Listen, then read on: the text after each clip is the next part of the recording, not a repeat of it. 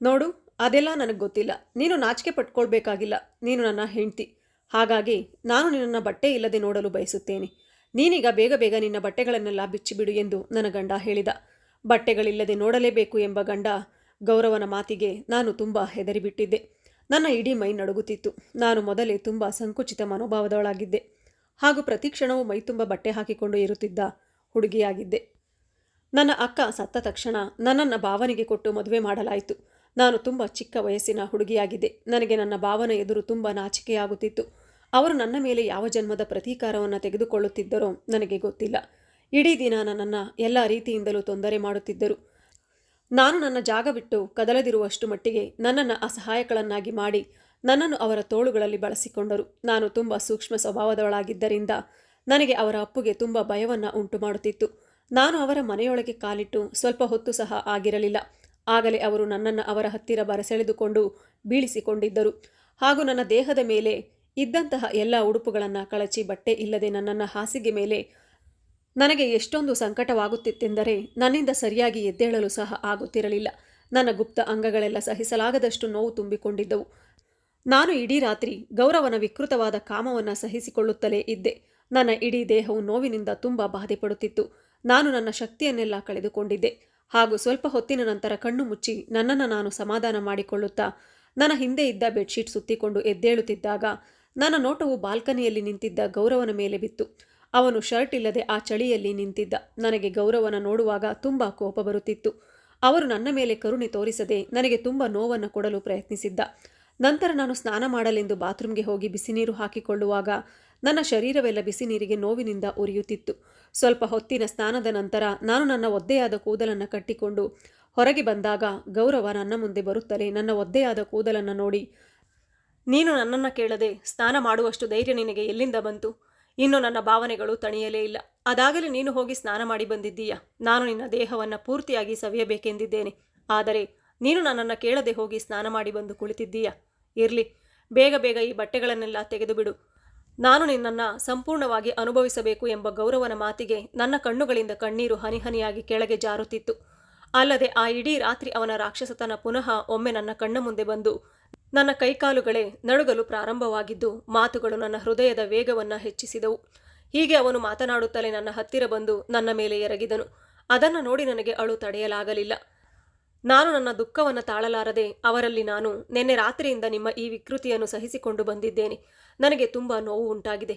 ಇನ್ನು ನನ್ನಲ್ಲಿ ಪುನಃ ಆ ನೋವು ಸಹಿಸಿಕೊಳ್ಳುವಷ್ಟು ಶಕ್ತಿ ನನಗೆ ಇಲ್ಲ. ನಿನ್ನೆ ರಾತ್ರಿಯಿಂದ ಒಂದು ದೀರ್ಘವಾದ ಉಸಿರು ತೆಗೆಯಲು ಕೂಡ ನೀವು ನನಗೆ ಬಿಡಲಿಲ್ಲ.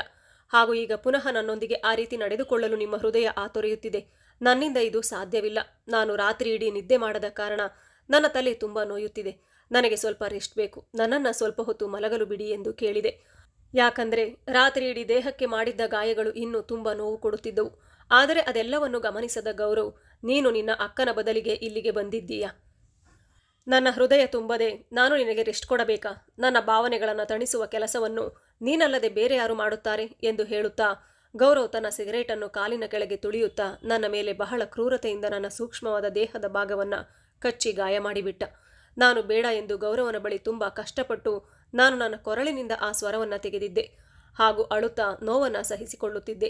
ಇಷ್ಟೊಂದು ಒದ್ದಾಡುವ ಅಗತ್ಯವಿಲ್ಲ. ಇದೆಲ್ಲವನ್ನ ನೀನು ರಾತ್ರಿ ಸಹಿಸಿಕೊಳ್ಳಬೇಕಾಗುತ್ತದೆ. ಹಾಗಾಗಿ ಈಗ ನೀನೇ ಇದರ ಅಭ್ಯಾಸ ಮಾಡಿಕೊ, ಏನೂ ಆಗುವುದಿಲ್ಲ. ಅಲ್ಲದೆ ನನ್ನ ಮುಂದೆ ನಿನ್ನನ್ನು ತುಂಬ ಸೂಕ್ಷ್ಮತೆ ಎಂದು ತೋರ್ಪಡಿಸುವ ಪ್ರಯತ್ನ ಬೇಡ. ನನಗೆ ಸೂಕ್ಷ್ಮವಾದ ಹುಡುಗಿಯರೆಂದರೆ ಇಷ್ಟವಿಲ್ಲ. ಮತ್ತು ಇದೆಲ್ಲ ಹಿಂದೆ ಎನ್ನುವ ಹುಡುಗಿಯರು ಕೂಡ ನನಗೆ ಇಷ್ಟ ಇಲ್ಲ. ಬದಲಾಗಿ ನೀನು ಕೂಡ ನನಗೆ ಸಂಪೂರ್ಣವಾಗಿ ಬೆಂಬಲ ನೀಡಬೇಕು. ನಾನು ನಿನ್ನ ಹತ್ತಿರ ಬಂದಾಗಲೆಲ್ಲ ನೀನು ಕೂಡ ನನ್ನ ಬಗ್ಗೆ ಹೆಚ್ಚಿನ ಆಸಕ್ತಿಯನ್ನು ಹೊಂದಿರಬೇಕು ಎಂದು ಹೇಳಿದ. ಅವರ ಮಾತುಗಳನ್ನು ಕೇಳುತ್ತಿದ್ದರೆ ನನಗೆ ಹಿಂಸೆ ಆಗುತ್ತಿತ್ತು. ಆದರೆ ಅವನು ಎಲ್ಲ ರೀತಿಯಲ್ಲೂ ನನಗೆ ತೊಂದರೆಗಳನ್ನು ಕೊಡಲು ಕಾರಣವನ್ನು ಹುಡುಕುತ್ತಿದ್ದ. ಯಾಕಂದರೆ ಅವನು ನನ್ನಿಂದ ನನ್ನ ಅಕ್ಕನ ಸೇಡನ್ನು ತೀರಿಸಿಕೊಳ್ಳಬೇಕೆಂದುಕೊಂಡಿದ್ದ. ಹಾಗೂ ಅವನು ಪುನಃ ನನ್ನ ಮೇಲೆ ಅವನ ಕ್ರೌರ್ಯವನ್ನು ಮೆರೆದ. ಈ ಬಾರಿ ನನಗೆ ಅದನ್ನು ಸಹಿಸಲು ಸಾಧ್ಯವಾಗಿರಲಿಲ್ಲ. ಹಗಲು ಕಳೆದಂತೆ ರಾತ್ರಿ ಕತ್ತಲೆಯಲ್ಲಿ ಅವನ ಕ್ರೌರ್ಯವು ಇನ್ನೂ ಹೆಚ್ಚುತ್ತಲೇ ಹೋಗುತ್ತಿತ್ತು.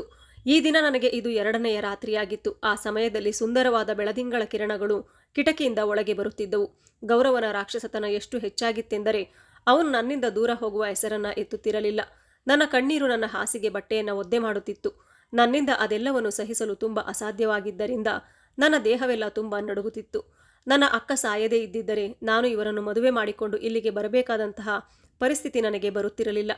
ಹಾಗೆ ಇವರ ಈ ಕ್ರೌರ್ಯವನ್ನು ಸಹಿಸುವ ಸಂದರ್ಭವು ನನಗೆ ಇರುತ್ತಿರಲಿಲ್ಲ. ಎಲ್ಲರಿಗೂ ಗೌರವ್ ಈ ರೀತಿಯ ವ್ಯಕ್ತಿ ಅಂತ ಗೊತ್ತಿತ್ತು. ಆದರೂ ಮುಜುಗರಕ್ಕೊಳಗಾಗಿ ಅವರು ಸುಮ್ಮನೆ ಕುಳಿತಿದ್ದರು. ನನ್ನ ಮದುವೆಯ ಮೊದಲ ರಾತ್ರಿಯೇ ಇಷ್ಟೊಂದು ನೋವುಗಳನ್ನು ನಾನು ಅನುಭವಿಸಬೇಕಾಗಿ ಬರುತ್ತದೆ ಅಂತ ನಾನು ಕನಸಿನಲ್ಲಿಯೂ ಯೋಚಿಸಿರಲಿಲ್ಲ. ಬೆಳಗ್ಗೆ 8 ಗಂಟೆ ಆಗುತ್ತಲೇ ರೂಮಿನ ಸುತ್ತಲೂ ಸೂರ್ಯನ ಬೆಳಕು ಹರಡಿತ್ತು. ಗೌರವನ ಭಾವನೆಗಳೆಲ್ಲವೂ ತಣ್ಣಗಾದ ನಂತರ ನನ್ನನ್ನು ತನ್ನಿಂದ ದೂರ ಸರಿಸಿ, ಈಗ ಹೋಗಿ ನೀನು ಸ್ನಾನ ಮಾಡಬಹುದು. ಆದರೆ ಒಂದು ವಿಷಯ, ಯಾವಾಗಲೂ ಇದನ್ನು ನೆನಪಿನಲ್ಲಿಟ್ಟುಕೋ, ನಾನು ಹೇಳದೆ ನೀನು ಸ್ನಾನಕ್ಕೆ ಹೋಗಬಾರದು ಎಂದು ಹೇಳಿ ಮತ್ತೆ ನಿದ್ರೆ ಮಾಡಿದ. ನನ್ನ ಪ್ರತಿಯೊಂದು ಅಂಗವು ನೋವಿನಿಂದ ಕೂಡಿದ್ದರಿಂದ ಬಿಸಿ ನೀರು ಹಾಕಿಕೊಳ್ಳಲು ಆಗುತ್ತಿರಲಿಲ್ಲ. ಅವರು ನನ್ನ ಮುಟ್ಟುತ್ತಿದ್ದರೆ ಮೈ ಮೇಲೆ ಕಂಬಳಿ ಹುಳ ಹರಿದಾಡುವಂತೆ ಆಗುತ್ತಿತ್ತು ಮತ್ತು ನಾನು ಅವರ ಜೊತೆ ನನ್ನ ದೇಹವನ್ನೆಲ್ಲ ಮರೆಗಟ್ಟಿಸಿಕೊಂಡು ಜಡದಂತೆ ಮಲಗುತ್ತಿದ್ದೆ. ನಾನು ಕಣ್ಣೀರು ಹಾಕುತ್ತಲೇ ನಿಧಾನವಾಗಿ ಹೆಜ್ಜೆ ಇಡುತ್ತಾ ಸ್ನಾನದ ಕೋಣೆಗೆ ಹೋಗಿ ಸ್ನಾನ ಮುಗಿಸಿ ಸ್ವಲ್ಪ ಹೊತ್ತು ವಿಶ್ರಾಂತಿ ತೆಗೆದುಕೊಳ್ಳಬೇಕು ಅಂತ ಭಾವಿಸಿ ಅವನಿಂದ ಸ್ವಲ್ಪ ದೂರ ಹೋಗಿ ಮಲಗಿದಾಗ ಮತ್ತೆ ಗೌರವ್ ನನ್ನ ಹತ್ತಿರ ಬಂದು, ನಿನ್ನಿಂದ ದೂರ ಇರಲು ನನಗೆ ಮನಸ್ಸು ಆಗುತ್ತಿಲ್ಲ. ನಿನ್ನ ಈ ಸೂಕ್ಷ್ಮವಾದ ದೇಹವು ನನ್ನನ್ನು ಒಂದು ರಾತ್ರಿಯಲ್ಲಿ ಎಷ್ಟು ಹುಚ್ಚನನ್ನಾಗಿ ಮಾಡಿಬಿಟ್ಟಿದೆ ಎಂದರೆ ಇಡೀ ದಿನ ನೀನು ನನ್ನ ತೋಳುಗಳಲ್ಲಿ ಇದ್ದರೆ ನನಗೆ ನಿರಾಳ ಅಂತ ಅನಿಸಿಬಿಟ್ಟಿದೆ ಎಂದು ಅವನು ಆಳವಾದ ನಿದ್ರೆಯಿಂದ ಮಾತನಾಡುತ್ತಿದ್ದ. ಇದು ಕೇವಲ ಆರಂಭವಾಗಿತ್ತು. ಬಲವಂತವಾಗಿ ಕಟ್ಟಿದ ಸಂಬಂಧದಲ್ಲಿ ನಾನು ಮತ್ತೆ ಎಷ್ಟು ನೋವನ್ನು ಎದುರಿಸಬೇಕಾಗುತ್ತದೆ ಅಂತ ಯೋಚಿಸಿದೆ ಎಂದರೆ ಅದರಿಂದಾಗಿ ನನಗೆ ಒಂದು ನಿಮಿಷ ಕೂಡ ಪುರುಸೊತ್ತು ಆಗುತ್ತಿರಲಿಲ್ಲ. 10 ಗಂಟೆ ಆಗುತ್ತಿದ್ದಂತೆ ನಾನು ಮತ್ತೆ ಸ್ನಾನ ಮಾಡಿ ನೇರವಾಗಿ ಅಡುಗೆ ಮನೆಗೆ ಹೋದೆ. ಆಗ ಅತ್ತೆ ಅಡುಗೆ ಮನೆಯಲ್ಲಿ ನಿಂತುಕೊಂಡು ತಿಂಡಿ ಮಾಡುತ್ತಿದ್ರು. ಹಾಗೆಯೇ ಅವರು ನನ್ನನ್ನು ನೋಡಿ ಮುಗುಳು ನಗುತ್ತಾ, ಮಗಳೇ, ನಾನು ನಿನ್ನನ್ನು ಆಗಿನಿಂದ ಕಾಯುತ್ತಿದ್ದೇನೆ. ಗೌರವ್ ಎಲ್ಲಿದ್ದಾನೆ? ಇನ್ನೂ ಎದ್ದಿಲ್ಲವೇ ಅಂತ ಕೇಳಿದರು. ನಾನು ಇಲ್ಲ ಅಂತ ತಲೆ ಆಡಿಸಿ ಮೌನವಾದೆ. ಆಗ ಅವರು, ಆಯಿತು, ನೀನು ತಿಂಡಿ ತಿನ್ನು, ಅವನು ಎದ್ದ ಮೇಲೆ ನಾನೇ ಅವನಿಗೆ ತಿಂಡಿ ಕೊಡುತ್ತೇನೆ ಎಂದು ಹೇಳಿದರು. ಪರವಾಗಿಲ್ಲ ಅತ್ತೆ, ನಾನೇ ತೆಗೆದುಕೊಂಡು ಹೋಗಿ ಇಬ್ಬರು ಒಟ್ಟಿಗೆ ತಿಂಡಿ ತಿನ್ನುತ್ತೇವೆ ಎಂದು ಹೇಳುತ್ತಿದ್ದಾಗ ಅತ್ತೆಯ ಗಮನ ನನ್ನ ಸೆರಗಿನಿಂದ ಮುಚ್ಚಿದ್ದ ನನ್ನ ಕುತ್ತಿಗೆಯ ಕಡೆ ಹೋಯಿತು. ಅಲ್ಲಿ ಎಷ್ಟು ಕಚ್ಚಿದ್ದ ಗಾಯಗಳಿದ್ದವು ಅಂತ ನನಗೆ ಗೊತ್ತಿರಲಿಲ್ಲ. ಆ ಗುರುತುಗಳನ್ನು ನೋಡಿ ಅವರ ಹೃದಯ ಕುಗ್ಗಿತು. ಯಾಕಂದರೆ ಅದರಿಂದ ತಮ್ಮ ಮಗನ ಕ್ರೌರ್ಯ ಸ್ಪಷ್ಟವಾಗಿ ಎದ್ದು ಕಾಣುತ್ತಿತ್ತು. ಅದೇ ವಿಷಾದ ನೋಟದೊಂದಿಗೆ ನನ್ನ ಕಡೆ ನೋಡಿ, ಕನಿಷ್ಠ ಪಕ್ಷ ಅವನು ಇವಳ ಮೇಲಾದರೂ ಕರುಣೆ ತೋರಿಸಬಾರದ ಅಂತ ಹೃದಯದಲ್ಲಿ ಯೋಚಿಸುತ್ತಿದ್ದರೋ ಏನೋ. ಹಾಗಾಗಿ ಅವರು ಧೈರ್ಯದಿಂದ ನನ್ನನ್ನು ಚೇರಿನ ಮೇಲೆ ಕೂರಿಸಿ, ಮಗಳೇ, ನೀನು ನನ್ನ ಮಾತನ್ನು ಕೇಳು ಎನ್ನುತ್ತಾ ನನ್ನ ಮುಖವನ್ನು ಅವರ ಕೈಯಲ್ಲಿ ತುಂಬಿಕೊಂಡು ಕಣ್ಣಲ್ಲಿ ಕಣ್ಣೀರನ್ನು ತುಂಬಿಕೊಳ್ಳುತ್ತಾ, ನೋಡು, ನೀನು ಸ್ವಲ್ಪ ತಾಳ್ಮೆ ತೆಗೆದುಕೊಳ್ಳಬೇಕು. ಗೌರವ ಮೊದಲಿನಿಂದ ಎಷ್ಟೊಂದು ನೋವನ್ನು ಅನುಭವಿಸಿದ್ದಾನೆ ಅಂತ ಎಲ್ಲರಿಗೂ ಗೊತ್ತೇ ಇದೆ. ಅಲ್ಲದೆ ಕುಟುಂಬದ ಗೌರವ ಕಾಪಾಡಲು ಅವನು ನಿನ್ನನ್ನು ಬಲವಂತವಾಗಿ ಮದುವೆಯಾಗಿದ್ದಾನೆ. ಗೌರವನ ಗಾಯವು ಈಗ ಹಸಿಯಾಗಿಯೇ ಇದೆ. ಹಾಗಾಗಿ ನೀನು ಎಚ್ಚರಿಕೆಯಿಂದ ಇವೆಲ್ಲವನ್ನು ನಿಭಾಯಿಸಬೇಕು ಮಗಳೇ. ಇದೆಲ್ಲವೂ ನಿನ್ನ ಅಕ್ಕ ನಿನಗೆ ಕೊಟ್ಟ ಗಾಯಗಳು. ಅವಳ ಮೇಲಿನ ಪ್ರತೀಕಾರವನ್ನು ನಿನ್ನ ಮೇಲೆ ತೀರಿಸಿಕೊಳ್ಳುತ್ತಿದ್ದಾನೆ ಅಷ್ಟೇ. ಹೀಗೆಲ್ಲ ಮಾಡಿದರೆ ಅವನ ಗಾಯ ಗುಣವಾಗಬಹುದು ಅಂತ ಅಂದುಕೊಂಡಿದ್ದಾನೆ. ಆದರೆ ನೀನು ಧೈರ್ಯಗೆಡಬೇಡ. ಯೋಚನೆ ಮಾಡಿ ಹೆಜ್ಜೆ ಇಡು. ನಿನ್ನ ಪ್ರೀತಿಯಿಂದ ನೀನು ಅವನ ಹೃದಯದ ಗಾಯವನ್ನು ವಾಸಿ ಮಾಡಬೇಕು. ಅವನ ಹೃದಯವನ್ನು ನೀನು ಗೆಲ್ಲಲೇಬೇಕು. ನಿನ್ನ ಅಕ್ಕ ಮಾಡಿದ ತಪ್ಪಿನಿಂದಾಗಿ ಅವನು ಹೆಣ್ಣು ಜಾತಿಯನ್ನು ದ್ವೇಷಿಸಲು ಪ್ರಾರಂಭಿಸಿದ್ದಾನೆ. ಆದರೆ ನೋಡು, ಸಮಯದ ಜೊತೆಗೆ ಅವನು ಬದಲಾಗುತ್ತಾನೆ ಹಾಗೂ ನಿನ್ನನ್ನು ಅರ್ಥ ಮಾಡಿಕೊಂಡು ನಿನ್ನ ಜೊತೆ ಪ್ರೀತಿಯಿಂದ ಇರುತ್ತಾನೆ. ನೀನು ಅವನ ಪ್ರೀತಿಗೆ ಅರ್ಹಳಾಗಿದ್ದೀಯ. ಆದರೆ ನೀನು ಸ್ವಲ್ಪ ಧೈರ್ಯ ತೆಗೆದುಕೊಳ್ಳಬೇಕು ಅಷ್ಟೇ. ಆನಂತರ ನಿನ್ನ ಜೀವನ ಖಂಡಿತವಾಗಿಯೂ ಸರಿ ಹೋಗುತ್ತದೆ. ಆದರೆ ಮಗಳೇ, ಅವನ ಅತಿರೇಕದ ಬಗ್ಗೆ ನೀನು ಮಾತನಾಡದೆ ಸ್ವಲ್ಪ ಮೌನವಾಗಿರಬೇಕು ಎಂದು ಹೇಳಿ ಮತ್ತೆ ನನ್ನ ಸೆರಗನ್ನು ಸರಿ ಮಾಡುತ್ತಾ ನನ್ನ ಕುತ್ತಿಗೆಯ ಗುರುತುಗಳನ್ನು ಅಡಗಿಸಲು ಪ್ರಯತ್ನ ಪಡುತ್ತಿದ್ದರು. ಯಾಕಂದರೆ ಗೌರವನ ಕ್ರೌರ್ಯವು ಯಾರ ಮುಂದೆಯೂ ಬಾರದೇ ಇರಲಿ ಅಂತ ಅವರು ಬಯಸಿದ್ದರು. ಆದರೆ ಅವರ ಮಾತು ಕೇಳಿ ನನ್ನ ಕಣ್ಣುಗಳಲ್ಲಿ ಕಣ್ಣೀರು ಹರಿಯುತ್ತಿತ್ತು ಹಾಗೂ ನನ್ನ ಹೃದಯದಲ್ಲಿನ ನನ್ನ ದುಃಖವನ್ನು ಅಡಗಿಸಲು ನನ್ನಿಂದ ಸಾಧ್ಯವಾಗಲಿಲ್ಲ. ನಾನು ಅತ್ತೆಯನ್ನು ಅಪ್ಪಿಕೊಂಡು ತುಂಬ ಜೋರಾಗಿ ಅಳುತ್ತಿದ್ದೆ. ನನ್ನಿಂದ ಇವೆಲ್ಲವನ್ನು ಸಹಿಸಲು ಸಾಧ್ಯವಾಗುತ್ತಿಲ್ಲ. ನನಗೆ ಗೌರವನ ಅತಿರೇಕದಿಂದ ತುಂಬ ನೋವಾಗುತ್ತಿದೆ. ಒಂದು ರಾತ್ರಿಯಲ್ಲಿ ಅವರು ನನ್ನ ಪರಿಸ್ಥಿತಿಯನ್ನು ಈ ರೀತಿ ಮಾಡಿ ಇಟ್ಟಿದ್ದಾರೆ. ಹೀಗಿರುವಾಗ ನಾನು ಪ್ರತಿದಿನ ಅವರ ಆ ಕೃತ್ಯವನ್ನು ಹೇಗೆ ಸಹಿಸಿಕೊಳ್ಳಲಿ? ನಿಜವಾಗಿಯೂ ನನಗೆ ಇದೆಲ್ಲವನ್ನು ಸಹಿಸುವಷ್ಟು ಶಕ್ತಿ ಇಲ್ಲ. ಇದರಿಂದಾಗಿ ನನ್ನ ಪ್ರಾಣವೇ ಹೋಗುತ್ತಿದೆಯೇನೋ ಅಂತ ನನಗೆ ಅನಿಸಿಬಿಟ್ಟಿದೆ. ಆದರೂ ಅವರು ನನ್ನ ಮೇಲೆ ಸ್ವಲ್ಪವೂ ಕರುಣೆ ತೋರಿಸುತ್ತಿಲ್ಲ. ಕೇವಲ ನನ್ನ ದೇಹದ ಮೇಲೆ ಮತ್ತೆ ಕ್ರೌರ್ಯವನ್ನು ಮರೆಯಬೇಕೆಂದು ಬಯಸುತ್ತಿದ್ದಾರೆ. ಒಂದೇ ರಾತ್ರಿ ಅವರು ನನ್ನ ಜೊತೆ ಅದೆಷ್ಟು ಬಾರಿ ಛೇ, ನನ್ನಿಂದ ಇದೆಲ್ಲವನ್ನು ಸಹಿಸಲು ಸಾಧ್ಯವಿಲ್ಲ. ಅವರೊಳಗೆ ಹೇಳಲಾಗದಂತಹ ಒಂದು ರಾಕ್ಷಸತನ ಇದೆ. ಅವರು ತಮ್ಮ ಆಸಕ್ತಿಯನ್ನು ಕಡಿಮೆ ಮಾಡದಿದ್ದರೆ ನನ್ನ ಪ್ರಾಣ ಖಂಡಿತವಾಗಲು ಹೋಗುತ್ತದೆ. ದಯವಿಟ್ಟು ನನ್ನನ್ನು ಉಳಿಸಿ ಅತ್ತೆ. ಅಷ್ಟಕ್ಕೂ ನನ್ನ ಅಕ್ಕ ಅದೇನು ತಪ್ಪು ಮಾಡಿದ್ದಾಳೆ ಅಂತ ಅವರೊಳಗೆ ಇಷ್ಟೊಂದು ಕೋಪ ಇದೆ ಅಂತ ಕೇಳಿದೆ. ಆಗ ಅವರು ತಮ್ಮ ಮುಖದಲ್ಲಿ ದುಃಖವನ್ನು ತಂದುಕೊಳ್ಳುತ್ತಾ, ನಿನ್ನ ಅಕ್ಕ ಮಾಡಿದ ಕೆಲಸವನ್ನು ನಾನು ಯಾವ ಬಾಯಿಂದ ಹೇಳಲಿ? ಅದು ಹೇಳಲು ಆಗದಂತಹ ವಿಷಯವಾಗಿದೆ. ಗೌರವ್ ಒಬ್ಬ ವಿದ್ಯಾವಂತ ವ್ಯಕ್ತಿ. ಅವನು ವಿದೇಶದಲ್ಲಿ ತನ್ನ ಶಿಕ್ಷಣವನ್ನು ಮುಗಿಸಿ ಊರಿಗೆ ಬಂದಿದ್ದ. ಆದರೆ ಅವನು ಯಾವತ್ತೂ ಕೂಡ ತನಗೋಸ್ಕರ ಅಂತ ಯಾವ ಹುಡುಗಿಯನ್ನು ಇಷ್ಟಪಡಲಿಲ್ಲ. ಆ ವಿಷಯಗಳಲ್ಲಿ ತನಗೆ ಯಾವ ಒಂದು ಅನುಭವವೂ ಇಲ್ಲ. ಅಮ್ಮ, ನೀವೇ ನನಗೆ ಹುಡುಗಿಯನ್ನು ಹುಡುಕಿ ಅಂತ ಹೇಳುತ್ತಿದ್ದ. ನಾನು ನನ್ನ ಮಗನ ವಿಚಾರಕ್ಕೆ ಹೆಮ್ಮೆ ಪಡುತ್ತಿದ್ದೆ. ಇವತ್ತಿನ ಕಾಲದಲ್ಲಿ ಹುಡುಗ ಹುಡುಗಿಯರು ಪ್ರೀತಿಸಿ ಪರಸ್ಪರ ಇಷ್ಟಪಟ್ಟೇ ಮದುವೆಯಾಗುತ್ತಾರೆ. ಆದರೆ ಗೌರವ ಈ ವಿಷಯದ ಕಡೆ ಯಾವತ್ತೂ ಕೂಡ ತನ್ನ ಗಮನ ನೀಡಲಿಲ್ಲ. ಅವನು ಯಾವಾಗಲೂ ತನ್ನ ಭವಿಷ್ಯದ ಬಗ್ಗೆ ಚಿಂತಿಸುತ್ತಿದ್ದ ಹಾಗೂ ಮದುವೆಯ ವಿಚಾರವನ್ನು ಅವನು ನನ್ನ ಮೇಲೆ ಬಿಟ್ಟಿದ್ದ. ಹಾಗಾಗಿ ನಾನು ಅವನ ಒಳ್ಳೆಯ ಮನಸ್ಸಿಗೆ ತಕ್ಕನಾದ ಹುಡುಗಿಯನ್ನು ಹುಡುಕುತ್ತಿದ್ದೆ. ಅವಳು ನನ್ನ ಮಗನನ್ನು ಅರ್ಥ ಮಾಡಿಕೊಂಡು ಅವನನ್ನು ಪ್ರೀತಿಸಿ ಸಂಸಾರ ನಡೆಸಲಿ ಅಂತ ಬಯಸಿದ್ದೆ. ಹೀಗೆ ನಾನು ಅವನಿಗೆ ಒಂದು ಹುಡುಗಿಯನ್ನು ಹುಡುಕುತ್ತಿದ್ದಾಗ ನಿನ್ನ ಅಕ್ಕ ಕಾಲೇಜಿನಲ್ಲಿ ಓದುತ್ತಿದ್ದಂತಹ ಸಂದರ್ಭದಲ್ಲಿ ನಮ್ಮ ಪಕ್ಕದ ಮನೆಯ ಗೋಪಾಲಕೃಷ್ಣ ಅವರು ನಿನ್ನ ಅಕ್ಕನ ಸಂಬಂಧವನ್ನು ನಮಗೆ ತಿಳಿಸಿದರು. ಅದರಂತೆ ನಾವು ನಿನ್ನ ಅಕ್ಕನನ್ನು ನೋಡಲು ಹೋದಾಗ ಅವಳು ನಮಗೆ ತುಂಬ ಇಷ್ಟವಾಗಿದ್ದಳು. ಆದರೆ ನಿನ್ನ ಅಕ್ಕ ಬೇರೆ ಯಾರನ್ನು ಇಷ್ಟಪಡುತ್ತಿದ್ದಾಳೆ ಅಂತ ನಮಗೆ ಆಗ ಗೊತ್ತಿರಲಿಲ್ಲ. ಹಾಗೂ ನಮ್ಮ ಬಳಿ ಹಣಕ್ಕೆ ಯಾವ ಕೊರತೆಯೂ ಇಲ್ಲದ ಕಾರಣ ನಿಮ್ಮ ಅಪ್ಪ ಅಮ್ಮ ಈ ಮದುವೆಗೆ ತಕ್ಷಣವೇ ಒಪ್ಪಿಕೊಂಡಿದ್ದರು. ಅವಳ ಫೋಟೋವನ್ನು ನಾನು ಗೌರವನಿಗೆ ತೋರಿಸಿದಾಗ ಅವನಿಗೆ ಅವಳು ತುಂಬ ಇಷ್ಟವಾಗಿದ್ದಳು. ಆ ಮದುವೆಯ ವಿಚಾರಗಳೆಲ್ಲವೂ ನಡೆಯುತ್ತಿದ್ದಂತಹ ಸಮಯದಲ್ಲಿ ನಿನ್ನ ಅಕ್ಕ ನಮಗೆ ಅವಳ ಪ್ರಿಯಕರನ ಬಗ್ಗೆ ಏನೂ ಹೇಳಿರಲಿಲ್ಲ.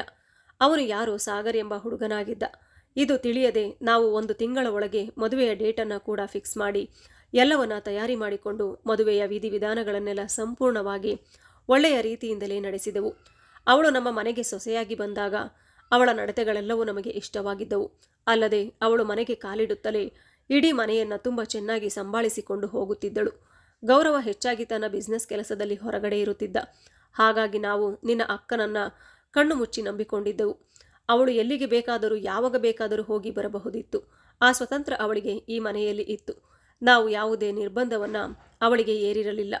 ಅಲ್ಲದೆ ನಿನ್ನ ಅಕ್ಕ ತನ್ನ ಕೊನೆಯ ವರ್ಷದ ವಿದ್ಯಾಭ್ಯಾಸವನ್ನು ಪೂರ್ತಿ ಮಾಡಲು ಕೂಡ ಗೌರವನಲ್ಲಿ ಅನುಮತಿಯನ್ನು ಕೇಳಿದಳು. ಅವನು ಕೂಡ ಅದಕ್ಕೆ ಒಪ್ಪಿಕೊಂಡಿದ್ದನು. ಈ ಅವಕಾಶವನ್ನು ಬಳಸಿಕೊಂಡವಳು ಸಾಗರ್ ಎಂಬ ಹುಡುಗನ ಜೊತೆ ತನ್ನ ಸಂಬಂಧವನ್ನು ಮುಂದುವರಿಸಿದಳು. ಆದರೆ ನಮಗೆ ಈ ವಿಷಯದ ಬಗ್ಗೆ ಏನೂ ಗೊತ್ತಿರಲಿಲ್ಲ.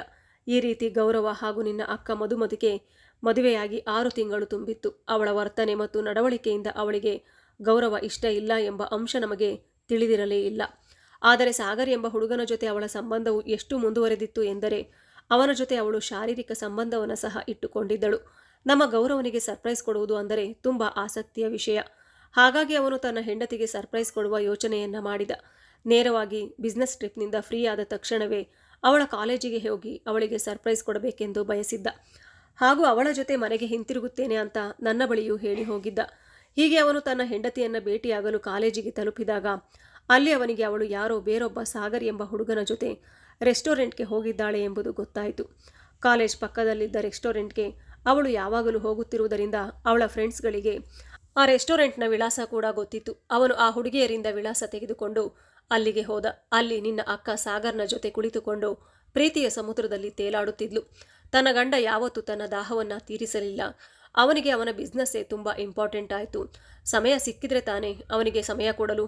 ರಾತ್ರಿ ಬಂದರೆ 1-2 ಸಲ ಪ್ರೀತಿಯಿಂದ ಮಾತನಾಡಿ ಕೆಲವೊಮ್ಮೆ ಸಮಯ ಸಿಕ್ಕರೆ ತನ್ನ ಪ್ರೀತಿಯನ್ನು ನನ್ನ ಮೇಲೆ ಹರಿಸಿ ಅಷ್ಟಕ್ಕೆ ಮಲಗುತ್ತಿದ್ದ. ಅದರಿಂದ ನನ್ನ ಹೃದಯವೇನೂ ತುಂಬುತ್ತಿರಲಿಲ್ಲ. ಆದರೆ ಸಾಗರ್, ನೀನು ನನ್ನ ನೆಮ್ಮದಿಯಾಗಿದ್ದೀಯ. ನಿನಗೂ ಹೆಂಡತಿ ಇದ್ದಾಳೆ, ನನಗೂ ಗಂಡ ಇದ್ದಾನೆ. ಹಾಗಾಗಿ ನಮ್ಮಿಬ್ಬರ ಮದುವೆಯ ಬಗ್ಗೆ ನನಗೇನು ಅವಸರ ಇಲ್ಲ. ನಾವು ಇಡೀ ಜೀವನ ಹೀಗೆ ಪರಸ್ಪರ ಸ್ನೇಹಿತರಾಗಿ ನೆಮ್ಮದಿಯನ್ನು ಹುಡುಕಬಹುದು. ನಿನ್ನ ಹೆಂಡತಿ ನಿನ್ನ ಮನೆಯಲ್ಲಿ ಇದ್ದುಕೊಂಡು ನಿನ್ನ ಅಪ್ಪ ಅಮ್ಮನ ಹಾಗೂ ನಿನ್ನ ತಮ್ಮ ತಂಗಿಯ ಬಗ್ಗೆ ಗಮನವಹಿಸುತ್ತಾಳೆ. ನೀನು ಯಾವಾಗ ಬೇಕಿದ್ದರೂ ನನ್ನ ಜೊತೆ ಸೇರಿ ನಿನ್ನ ದಾಹವನ್ನು ತೀರಿಸಿಕೊಳ್ಳಬಹುದು. ನಿನ್ನ ಆ ಪ್ರೀತಿ ನನ್ನ ದಾಹವನ್ನು ಕಡಿಮೆ ಮಾಡುತ್ತದೆ. ಅದರಿಂದ ನನಗೆ ನೆಮ್ಮದಿ ಸಿಗುತ್ತದೆ. ನೀನು ಯಾವತ್ತೂ ಕೂಡ ನನ್ನನ್ನು ಮರೆಯಬೇಡ ಅಂತ ಅವಳು ಅವನ ಭುಜಕ್ಕೆ ತಲೆಯಿಟ್ಟು ಹೇಳುತ್ತಿದ್ದಾಗ ಅದನ್ನು ಕೇಳುತ್ತಲೇ ಗೌರವನ ತಲೆಯ ಮೇಲೆ ಆಕಾಶ ಕಳಜಿ ಬಿದ್ದಂತೆ ಆಗಿತ್ತು. ಗೌರವ ತಾನು ಕುಳಿತಿದ್ದ ಚೇರ್ನ ತೆಗೆದುಕೊಂಡು ಸಾಗರ್ನ ತಲೆಯ ಮೇಲೆ ಬಡಿದಿದ್ದ. ಆ ನಂತರ ತನ್ನ ಹೆಂಡತಿಯನ್ನು ಮುಟ್ಟದೆ ಕೋಪದಿಂದ ನಡಿ ಅಂತ ಹೇಳಿ ಮತ್ತೆ ಸಾಗರ್ನ ಒಡೆಯಲು ಹೋದ. ಆಗ ರೆಸ್ಟೋರೆಂಟ್ನಲ್ಲಿ ಇದ್ದ ಮ್ಯಾನೇಜರ್ ಗೌರವ್ನಿಂದ ಸಾಗರ್ನನ್ನು ಆ ಸಮಯದಲ್ಲಿ ಕಾಪಾಡಿದ್ದ. ಆದ್ದರಿಂದ ಅವನ ಪ್ರಾಣ ಉಳಿದಿತ್ತು. ಅದರ ನಂತರ ಅವನು ಮಧುಮತಿಯನ್ನು ಕರೆದುಕೊಂಡು ಮನೆಗೆ ಬರುತ್ತಿದ್ದಂತೆ ಅವನ ಕಣ್ಣುಗಳಲ್ಲಿ ರಕ್ತ ಕುದಿಯುತ್ತಿತ್ತು. ಅವನು ರೆಸ್ಟೋರೆಂಟ್ನಲ್ಲಿ ಕುಳಿತು ಅವರಿಬ್ಬರ ವಾಯ್ಸನ್ನು ರೆಕಾರ್ಡ್ ಮಾಡಿದ್ದ. ಹಾಗೂ ಅದನ್ನು ಅವನು ನಿನ್ನ ತಂದೆ ತಾಯಿಗಳಿಗೂ ಕಳುಹಿಸಿದ್ದ. ಅವರಿಗೆ ತಮ್ಮ ಮಗಳ ಈ ಕೆಟ್ಟ ವರ್ತನೆಗಳಿಂದ ಮುಜುಗರವಾಗಿತ್ತು.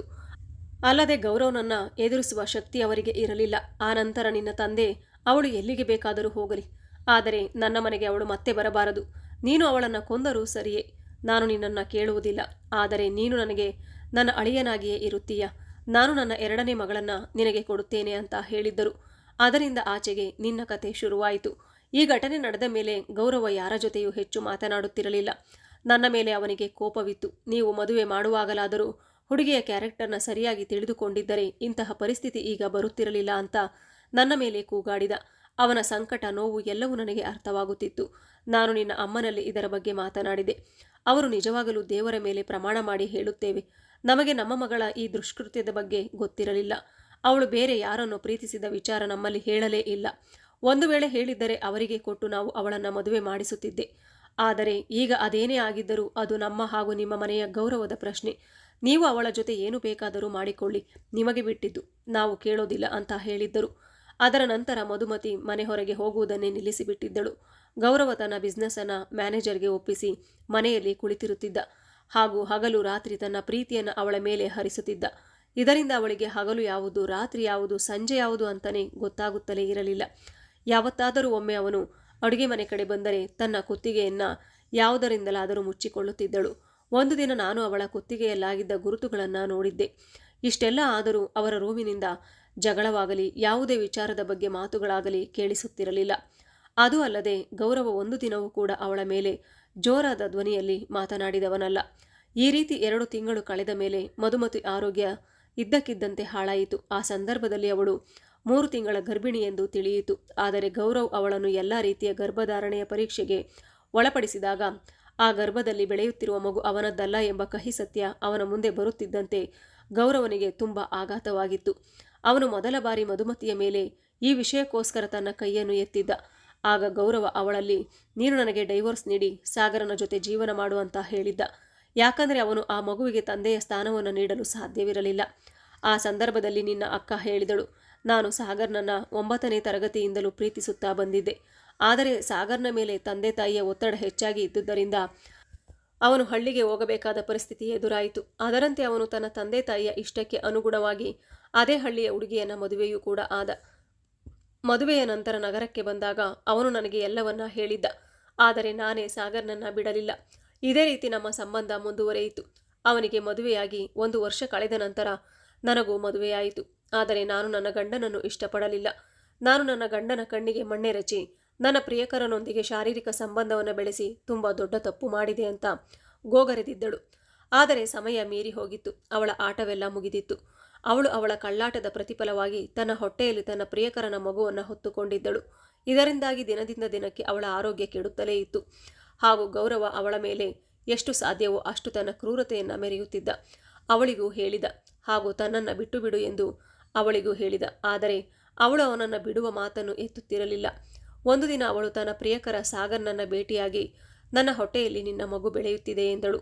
ಆದರೆ ಸಾಗರ್ ಅದನ್ನು ಸ್ಪಷ್ಟವಾಗಿ ನಿರಾಕರಿಸಿ ತಾನು ಆ ಮಗುವನ್ನು ಸ್ವೀಕರಿಸುವುದಿಲ್ಲ. ಏಕೆಂದರೆ ನನಗೆ ಈಗಾಗಲೇ 2 ಮಕ್ಕಳಿದ್ದಾರೆ. ನೀನು ಈ ಮಗುವನ್ನು ತೆಗೆಸಿಬಿಡು. ನಿನ್ನ ಗಂಡನೊಂದಿಗೆ ಸಂತೋಷವಾಗಿ ಬದುಕು. ಸಮಯ ಕಳೆಯುತ್ತಿದ್ದಂತೆ ಎಲ್ಲ ಸಮಸ್ಯೆಗಳು ಮುಗಿದು ಹೋಗುತ್ತವೆ. ಇದರಿಂದ ನನಗೂ ಯಾವ ಸಮಸ್ಯೆಯೂ ಇರೋದಿಲ್ಲ, ನಿನಗೂ ಯಾವ ಸಮಸ್ಯೆಯೂ ಇರೋದಿಲ್ಲ ಅಂತ ಹೇಳಿ ಹೊರಟು ಹೋಗಿದ್ದ. ಯಾರೂ ಸಹ ಅವಳ ಮಗುವಿಗೆ ತಮ್ಮ ಹೆಸರು ನೀಡಲು ಮುಂದೆ ಬಾರದೇ ಇದ್ದಾಗ ಅವಳ ತಪ್ಪಿನ ಅರಿವು ಅವಳಿಗಾಗಿತ್ತು. ಆ ಕಡೆ ಅವಳು ತನ್ನ ಮಗುವನ್ನು ತೆಗೆಸುವುದಕ್ಕೂ ಆಗದೆ, ತನ್ನ ಜೀವನವನ್ನು ಸಂತೋಷದಿಂದ ನಡೆಸಲು ಆಗದೆ ಅವಳು ಚಿಂತೆಯಲ್ಲಿ ಮಾನಸಿಕವಾಗಿ ಖಿನ್ನತೆಯನ್ನು ಅನುಭವಿಸಿದಳು. ಹಾಗೂ ಒಂದು ದಿನ ಅವಳಿಗೆ ಉಂಟಾದ ಹೊಟ್ಟೆ ನೋವಿನಿಂದಾಗಿ ಅವಳು ತನ್ನ ಪ್ರಾಣವನ್ನು ಕಳೆದುಕೊಂಡಳು ಮತ್ತು ಹೊಟ್ಟೆಯಲ್ಲಿದ್ದ ಮಗು ಕೂಡ ತೀರಿ ಹೋಗಿತ್ತು. ಅದರ ನಂತರ ನಿನ್ನ ಮದುವೆಯನ್ನು ನಿನ್ನ ತಂದೆ ತಾಯಿ ಗೌರವನೊಂದಿಗೆ ಮಾಡಲು ತೀರ್ಮಾನಿಸಿದರು. ಯಾಕಂದರೆ ಅವರಿಗೆ ತುಂಬ ಮುಜುಗರವಾಗಿತ್ತು. ಮಧುಮತಿಯ ಮೋಸದಾಟವು ಗೌರವನ ಮನಸ್ಥಿತಿಯನ್ನು ಹಾಳು ಮಾಡಿಬಿಟ್ಟಿದ್ದವು. ಆಮೇಲೆ ಅವನು ಯಾರನ್ನೂ ಕೂಡ ಹೆಚ್ಚಾಗಿ ನಂಬುತ್ತಿರಲಿಲ್ಲ. ಅವನು ತನ್ನೊಳಗೆ ನಲುಗಿ ಹೋಗಿದ್ದ ಎಂದು ಅತ್ತೆ ತನ್ನ ಮಗನ ನೋವನ್ನು ನನ್ನ ಮುಂದೆ ಬಿಚ್ಚಿಟ್ಟಿದ್ದರು. ಅವರ ಮಾತು ಕೇಳಿ ನನಗೆ ತುಂಬ ದುಃಖವಾಗಿತ್ತು. ಹಾಗೆ ನನ್ನ ಅಕ್ಕ ಮಾಡಿದ ತಪ್ಪಿಗೆ ನಾನು ಶಿಕ್ಷೆ ಅನುಭವಿಸಬೇಕಾಯಿತಲ್ಲ ಎಂಬ ನೋವು ಕೂಡ ಆಯಿತು. 3-4 ದಿನ ಕಳೆದ ನಂತರ ನಮ್ಮ ಮದುವೆಯ ರಿಸೆಪ್ಷನ್ ಪಾರ್ಟಿಯನ್ನು ತುಂಬ ಸಡಗರದಿಂದ ಆಚರಿಸಲಾಯಿತು. ನನ್ನ ತಂದೆ ತಾಯಿ ನನ್ನನ್ನು ಕರೆದುಕೊಂಡು ಹೋಗಲು ಬಂದಿದ್ದರು. ಸ್ವಲ್ಪ ದಿನಕ್ಕೋಸ್ಕರನಾದರೂ ಗೌರವ್ನಿಂದ ನನಗೆ ಬಿಡುಗಡೆ ಸಿಗುತ್ತದೆ ಎಂಬ ಸಂತೋಷ ನನ್ನಲ್ಲಿ ಇತ್ತು. ಆದರೆ ಅದು ನನ್ನ ಭ್ರಮೆಯಾಗಿತ್ತು. ಯಾಕಂದರೆ ಗೌರವ್ ನನ್ನನ್ನು ಅವರೊಂದಿಗೆ ಕಳಿಸಲು ನಿರಾಕರಿಸಿಬಿಟ್ಟರು. ನಾನು ಗಗನಾಳನ್ನು ಎಲ್ಲಿಗೂ ಕಳಿಸುವುದಿಲ್ಲ ಅಂತ ಕಡ್ಡಿ ಮುರಿದಂತೆ ಹೇಳಿದರು. ಅದರಿಂದಾಗಿ ನನ್ನ ತಂದೆ ತಾಯಿಯವರಿಗೆ ಏನೂ ಉತ್ತರ ಕೊಡಲು ಸಾಧ್ಯವಾಗದೆ ಮೌನವಾಗಿ ಅಲ್ಲಿಂದ ಹೊರಟು ಹೋಗಿದ್ದರು. ಯಾಕಂದರೆ ಅವರಿಗೆ ತಮ್ಮ ಅಳಿಯನ ಮೇಲೆ ತುಂಬ ನಂಬಿಕೆ ಇತ್ತು. ಆದರೆ ನಾನು ಯಾವುದೇ ಒಂದು ತಪ್ಪು ಮಾಡದೆ ಈ ಒಂದು ಬಲೆಗೆ ಸಿಕ್ಕಿ ಬಿದ್ದಿದ್ದೆ. ಹಾಗೂ ಗೌರವ್ ನನ್ನ ಅಕ್ಕನ ಮೇಲಿನ ಪ್ರತೀಕಾರವನ್ನು ನನ್ನಲ್ಲಿ ತೀರಿಸಿಕೊಳ್ಳುತ್ತಿದ್ದರು. ನಾನು ಈಗಷ್ಟೇ ಪ್ರಥಮ PUC ಕಾಲೇಜಿಗೆ ಸೇರಿದ್ದು. ನನ್ನ ವಯಸ್ಸು ಕೇವಲ 16 ವರ್ಷ ಆಗಿತ್ತಷ್ಟೇ. ಅಲ್ಲದೆ ಸಹ ಗೌರವನ ವ್ಯಕ್ತಿತ್ವ ತುಂಬ ಆಕರ್ಷಣೀಯವಾಗಿತ್ತು. ಹೀಗೆ ಮದುವೆ ರಿಸೆಪ್ಷನ್ ಮುಗಿದ ನಂತರ ಅಪ್ಪ ಅಮ್ಮ ಮನೆಗೆ ಹೊರಟು ಹೋಗಿದ್ದರು. ಆಗ ಗೌರವ್, ನೀನು ಯಾರನ್ನ ಕೇಳಿ ನಿನ್ನ ಲೆಹಂಗಾವನ್ನು ಬಿಚ್ಚಿಟ್ಟಿದ್ದೀಯಾ? ಮೊದಲು ಅದನ್ನು ಹಾಕಿಕೊಂಡು ನನ್ನ ಮುಂದೆ ಬಂದು ನಿಂತುಕೋ. ನಾನು ನಿನ್ನನ್ನು ಆ ಡ್ರೆಸ್ನಲ್ಲಿ ಹೃದಯ ತುಂಬಿಕೊಳ್ಳಬೇಕು. ನನ್ನ ಹೃದಯ ತಣಿಯದೆ ನೀನು ಆ ಬಟ್ಟೆಯನ್ನು ತೆಗೆಯುವಂತಿಲ್ಲ ಎಂದು ಹೇಳಿದರು.